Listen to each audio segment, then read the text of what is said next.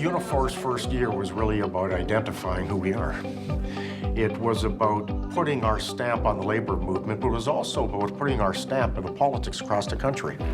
So this first year was about Unifor making a bold statement to the movement, to the politicians, but more importantly to ourselves, that we are what working class people need.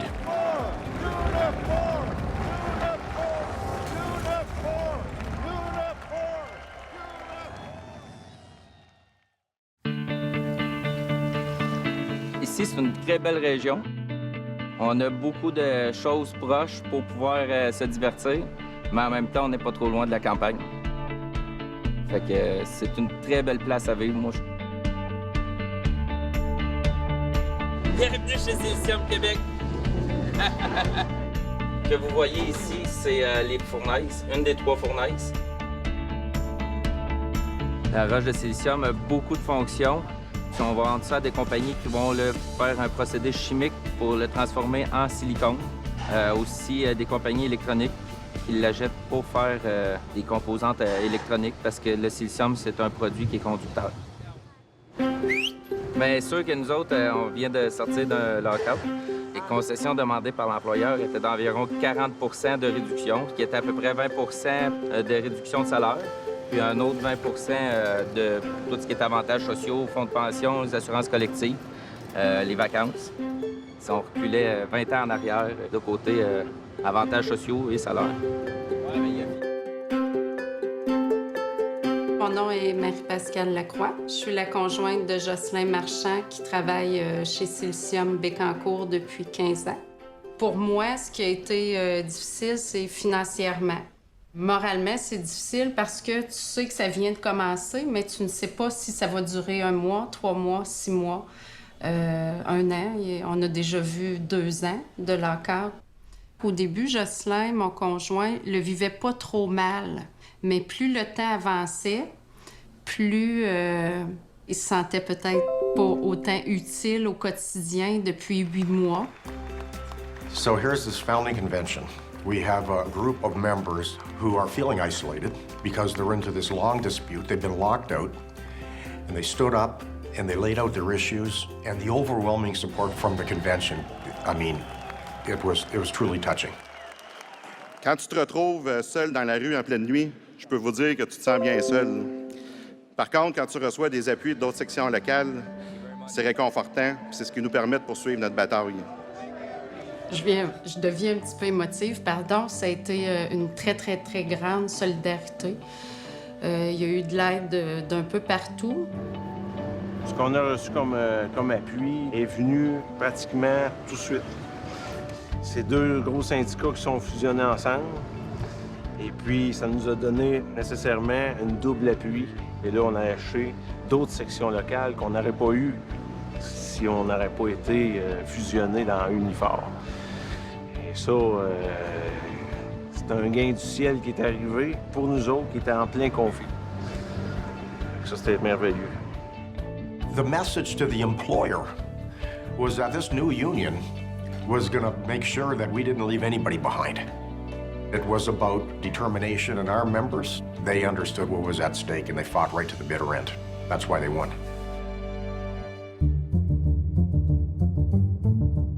This is my challenge to Conservative leader Tim Hudak to a debate.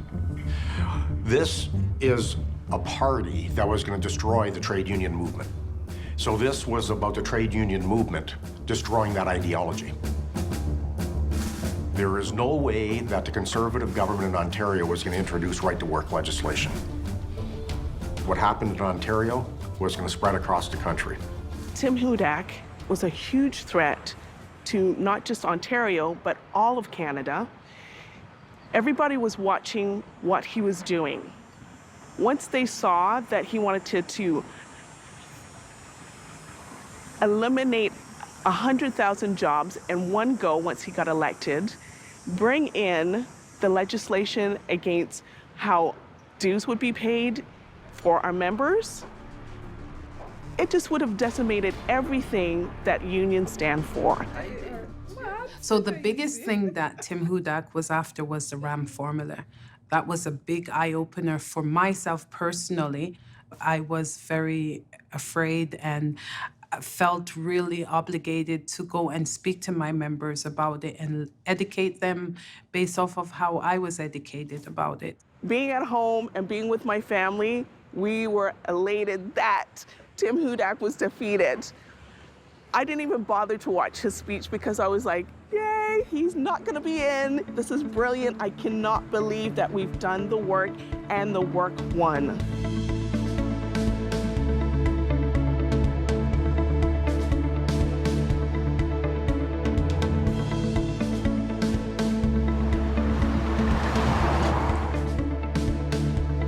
Why start up the truck in the morning and you know you're not going to make the money to run that diesel? $75 a day or $200 a day for diesel. The rates were so low, expenses were so high. Trying to raise a family. And some days before the strikes, it was just not worth going out there for 2 or 3 loads. It was a lot to do with waiting time at the dock, 4 to 5 hours, and nobody was making any money. If we're waiting around at the port, we weren't getting paid at all. So everybody was frustrated, and then they decided to walk off the job. Nobody wanted to go out on strike. Nobody wants to shut down, and nobody wants to have that problem where, you know, you have no money coming in for 4 to 6 weeks. The threat was if they would legislate us back to work and you don't go back, it's a criminal offense. Then it would be jail. And they basically told them, you want to arrest us, go right ahead. We're here.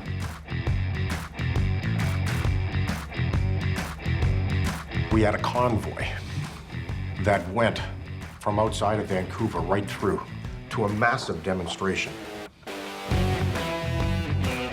When they understood that we were defying the legislation, they understood that the only alternative was to negotiate. And at the end of the day, we stood right in the Premier's office and announced to all of Canada that we had just solved the Port of Vancouver dispute. And it was a significant victory for not only our members who were in the dispute, but for our members right across the country. Since Unifor has been formed, now actually the governments are listening to us. And when our president speaks, the president, or the prime minister, sorry, and the premiers, they listen.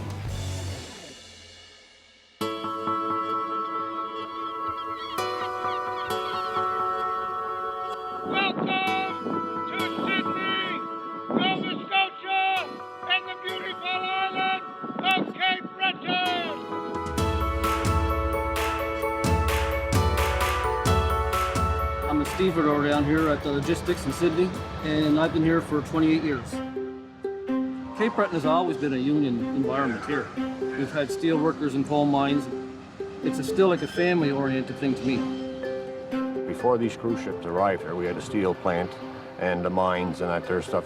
So that industry is all gone right now. So this is what's left over, the cruise ships. We get a call out for a ship that's coming in.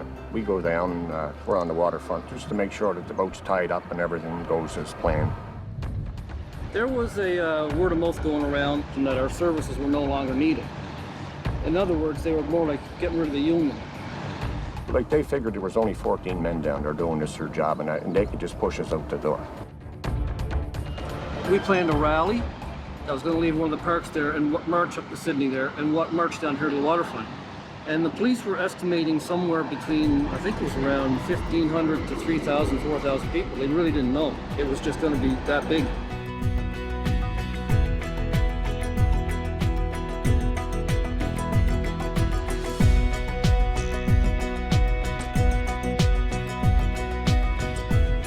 Then we went to a couple more of the council meetings, and the council members, they really turned for us, and they were behind us 100%.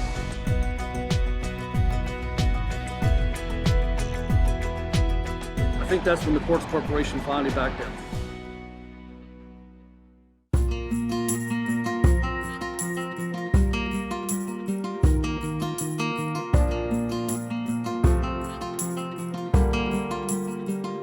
I'm a heavy equipment operator. Been here for 31 years. Every couple of years, we're always going through the same thing. Is there going to be enough wood for the mill? We always seem to be fighting to get enough wood to run. Whether it be the government or the economy or just the private woodlot owners. In the last 10 years, we've lost 54 mills in the province. I mean, it's a small town, and we're short on heavy industry to begin with, and we need it. Right here, we do mostly rough dimensional cut lumber. And it's shipped off to another facility to be planed and dressed and sent to the American market. There's two issues. There's one, you need access to product. So we participated in the political discussion with the government about what does the strategy look like.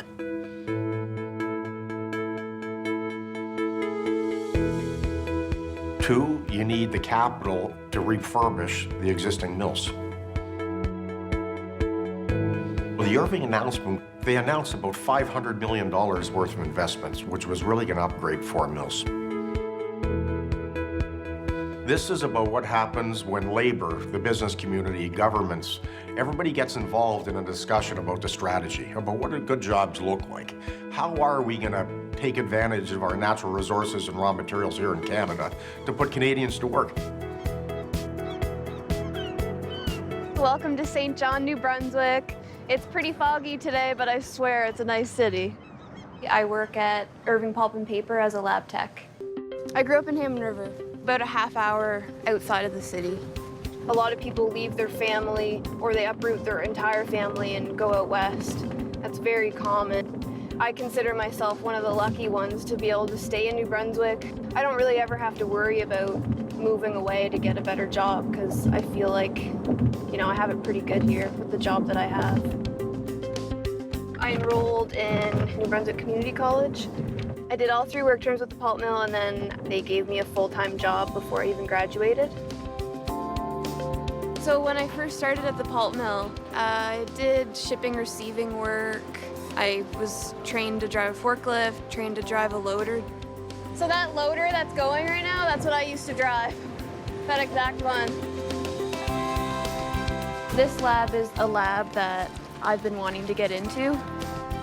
If we weren't unionized, I would be making a lot less than some of my male coworkers. So I'm really happy that, you know, there's that equality and I never have to worry about that being a part of Unifor. Well, the community chapters is about extending our union to the community. It's about inclusivity. So the Freelancers Union is a prime example. Here is a group of workers that it's very difficult for them to join a traditional union. But as individuals, they want to play a role in the broader debate. They want to make sure that their issues are heard. They understand that if they come together collectively, they have more strength. I'm Suzanne Gallant. I'm a video producer and director, and I'm a member of the Canadian Freelance Union. I work contract to contract. I work from home mostly on the days where I'm not out shooting. There's a tendency for, I think, freelancers to underbid and undervalue their work in the hopes of just scoring the next contract. We really need to start thinking about preventing the race to the bottom. The Canadian Freelancers Union is a community chapter that's under the larger umbrella of Unifor. And I think that makes sense for the Canadian Freelancers Union because we are a very diverse, broad group of working people who don't necessarily share a common employer. I think as the economy continues to pursue this trend of precarious contract workers, see if you can actually become potentially a really interesting, important union that has a role to play. I'm pretty confident that this new union that's certainly going about doing things in an innovative way is perhaps going to be a really good tool for us to get better living standards and make for a better life.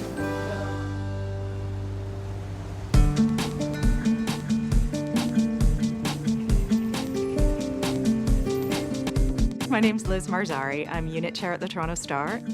This is one of my favorite pieces of Star memorabilia. It's a photo of the signing of our first contract way back in 1949.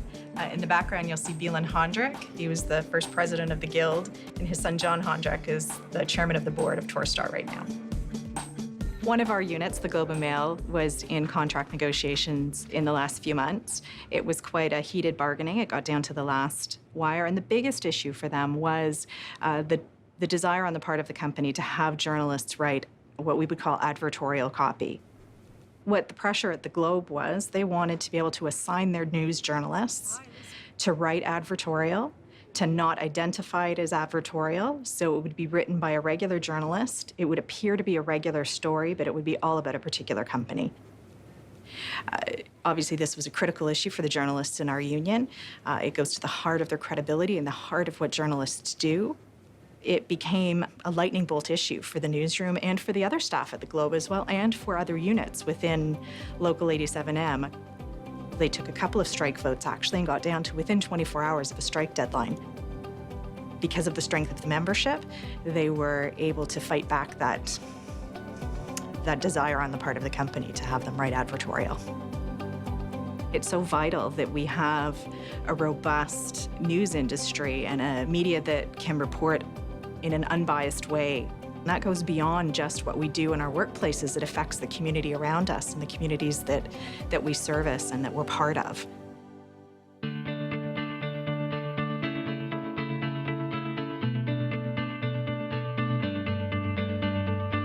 Bienvenue chez les produits forestiers résolus. Je travaille comme papetier depuis une trentaine d'années. On va vous montrer de quoi ça a l'air et présenter certains de nos membres. Le produit forestier résolu produit du papier journal, du newsprint. C'est une entreprise qui est avec nous depuis 75 ans. Resolute bargaining was very important for us because it was the first set of negotiations with a major employer. Dans l'usine actuellement, on a 375 membres qui représentent Unifor pour la papetière. Il y a une couple d'années, on était 1500, on a déjà été jusqu'à 3000.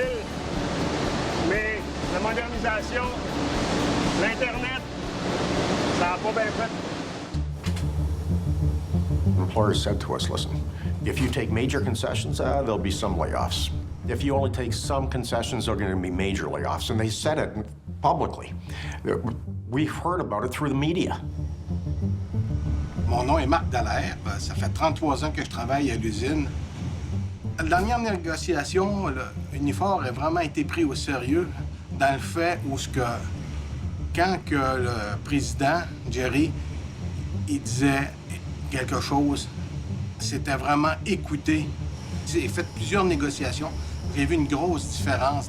Vraiment, là, on sentait qu'il y avait un appui en arrière, que même la compagnie le sentait que c'est gros, Unifor. J'étais là au congrès de fondation. Au premier abord, je trouvais ça énorme. Mais lorsqu'on regarde avec ce que ça donne, c'est vraiment un pouvoir. On est puissant.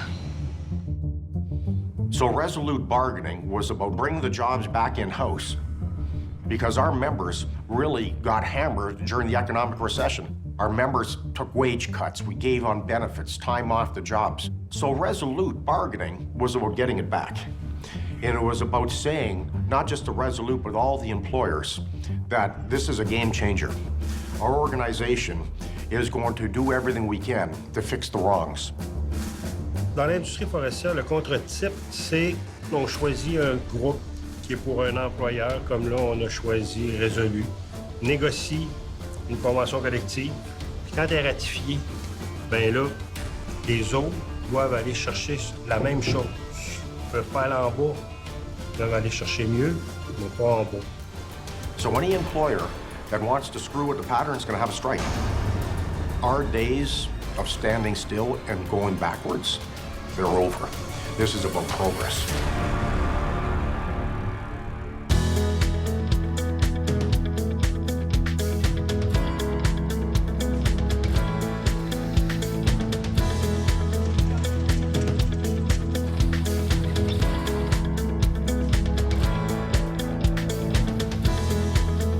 It's hard to even remember what it was like before there was a Unifor. It's been an incredible time. 86,000 women are part of Unifor.